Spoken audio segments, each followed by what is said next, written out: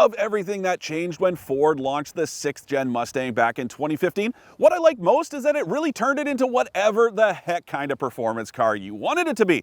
And I don't just mean picking between the coupe and convertible or opting for one of the Shelby versions either. When Ford finally ditched the solid axle in the back and added that turbocharged 4-cylinder, it really morphed the Mustang into something a lot more like a modern day sports car.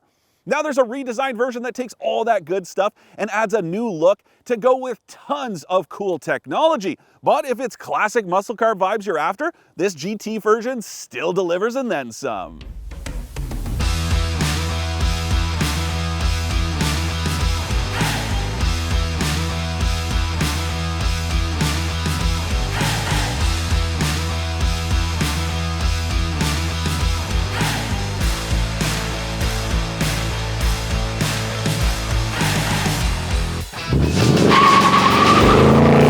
For more expert car reviews, don't forget to share our channel and subscribe so you can catch some of this and maybe even a little of that.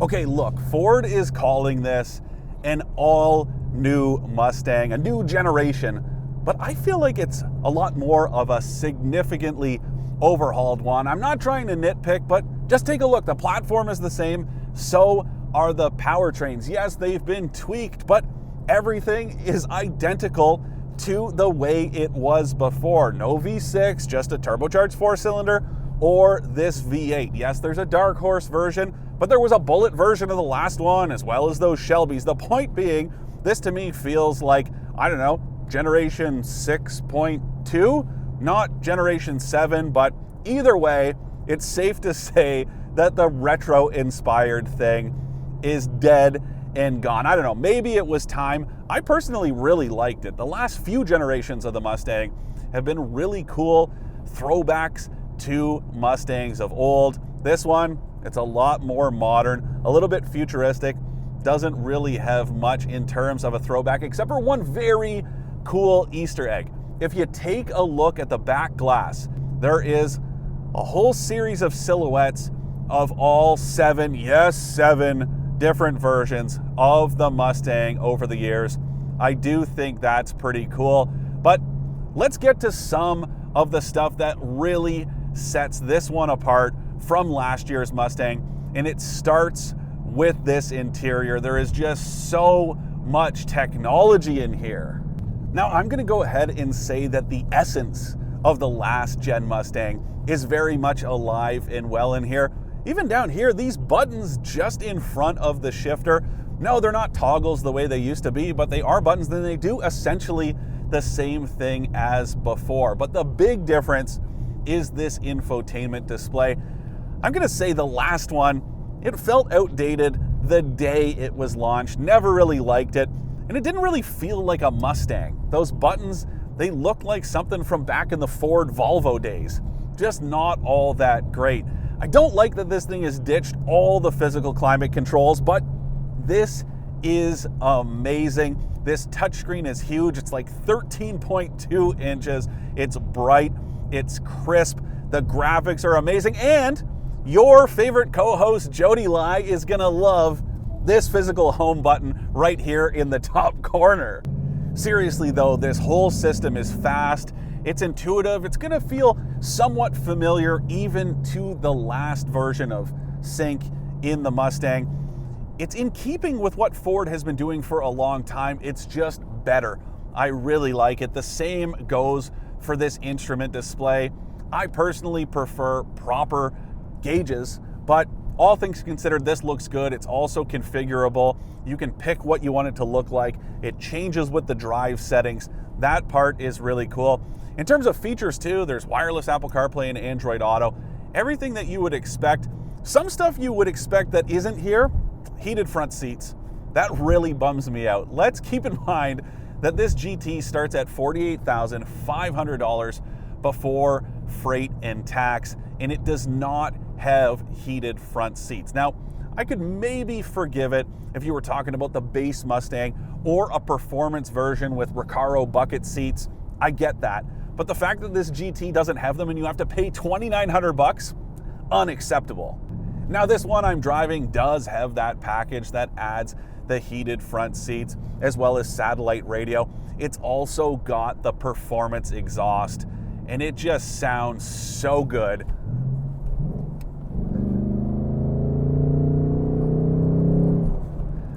I could listen to that all day. I have it in sport mode right now. There's also a track mode that is even louder. But you know, maybe my favorite part about this exhaust system? No stupid backfires. That to me is one of the dumbest trends out there right now. You see all these people driving around with their BMWs and Infinitis chipped so that they pop and backfire like crazy. It's just annoying, it's amateur and hokey. This is the real deal.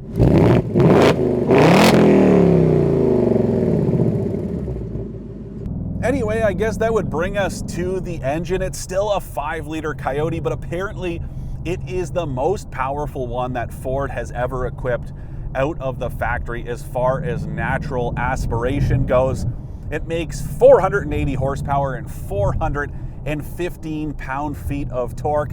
But then when you add that performance exhaust, you get 6 more horsepower and 3 more pound-feet of torque. It is a ton.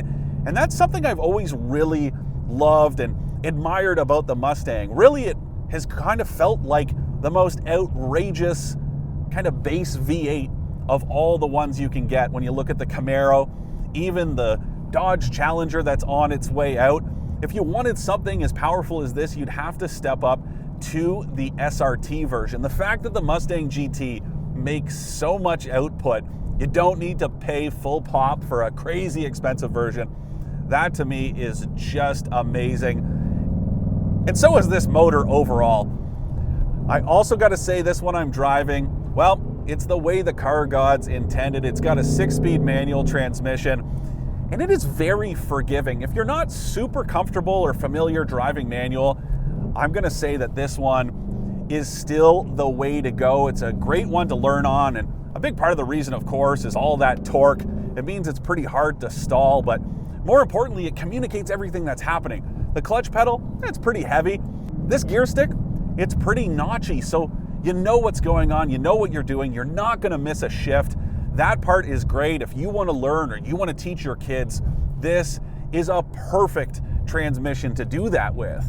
Anyway, yes, getting rid of the solid rear axle did give this thing more of a sports car flair, even with this V8, but I'm telling you right now, this thing still absolutely howls when you bury your foot into it. It sounds good, it feels good, and it handles really well, even with this V8. Now, if you go with the 4-cylinder, well, it handles even better. And that's pretty inevitable when you cut a couple hundred pounds from the nose of a vehicle, which is what you're doing with that lighter engine. But even this one, it has great turn-in response, surprisingly well, especially considering how soft and supple this suspension is. To be honest, there's a bit of sloppiness to it. But when you take that into account, this thing is very sharp and agile. It doesn't feel like you can only steer it with the rear end, if you know what I mean. Get your foot down a little bit and spin those back tires to change direction. You don't have to do this. I'd even be comfortable driving this thing on the racetrack and not feel like, I don't know, I'm driving some big old brick. That is super cool. And then the other nice thing is, with that soft and supple suspension, ride quality is excellent. Now at city speeds, yeah, you're gonna feel broken pavement and potholes, but when you're out cruising, this thing is awesome. These seats are great too. I was actually really surprised. I took a look at them when I picked it up. Didn't really have high hopes, but they are great. More supportive than you would imagine just by looking at them. This thing is super cool to cruise long distances. I went for a few-hour drive the other day and just absolutely loved it. This thing is still one of the best cars you can buy, at least if you ask me.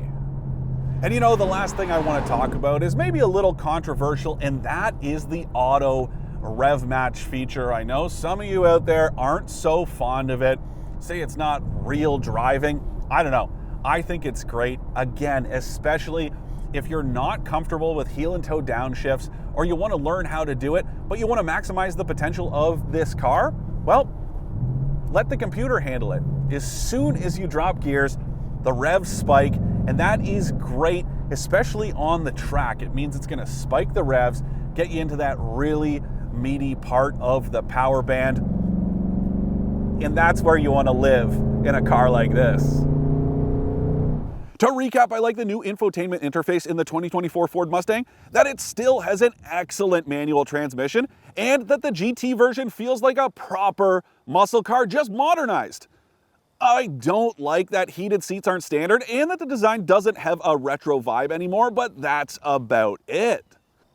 You know, a lot's been made over the last 8 years or so about the switch to more of a sports car feel, but I'm here to tell you that the Mustang GT is still very much a muscle car from behind the wheel. It's also surprisingly well balanced, and at a starting price of less than 50 grand, it's one hell of a bargain.